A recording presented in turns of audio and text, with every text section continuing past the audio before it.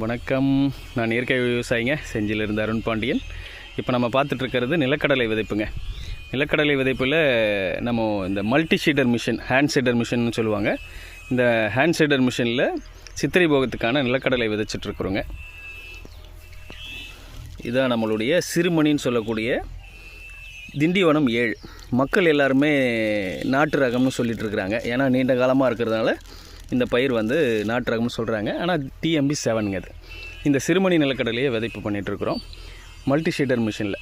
இது பார்த்திங்கன்னா தூயமல்லி நடவு செஞ்ச வயல், சம்பா பட்டத்திலேருந்து நெல் அறுத்த பிறகு அந்த தாளடியை நல்ல ஒரு 5 கலப்பையை போட்டு ஆழமாக புழுதியை உழவு செஞ்சு அதுக்கப்புறம் தண்ணியை கட்டி அந்த தண்ணியில் கட்டின பிறகு ஒரு போக்கு முளைக்கும்.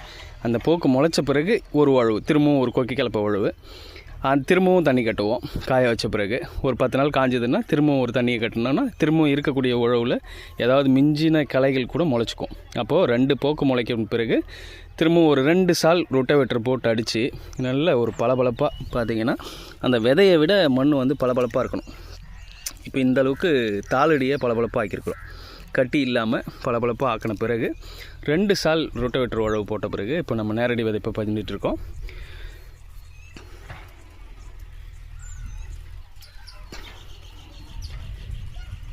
ஏக்கருக்கு கிட்டத்தட்ட ஒரு 30 கிலோ பிடிக்குதுங்க நிலக்கடலை. ஏன்னா இப்போ மல்டி ஷீடரில் போடுறோம், விதைகள் கம்மியாகும்னு சொல்லுவாங்க. ஆனால் நம்ம வந்து ஒரு அடிக்கு இடைவெளி விட்டுருக்குறோம். ஒரு அடிக்கு 6 அடி அப்படிங்கிற விதத்தில் இப்போ நம்ம சாலை வந்து ஒரு அடிக்கு 1 அடி சாலை, 6 அடிக்கு 6 அடி ஒவ்வொரு பயிர் விதையும் விழருது. இப்போ அப்படி தான் ஓடிட்டுருக்காங்க.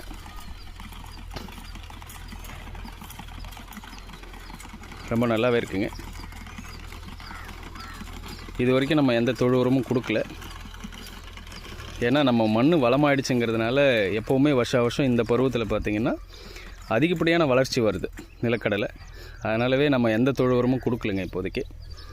அப்படியே விதைக்கிறோம். நன்றி.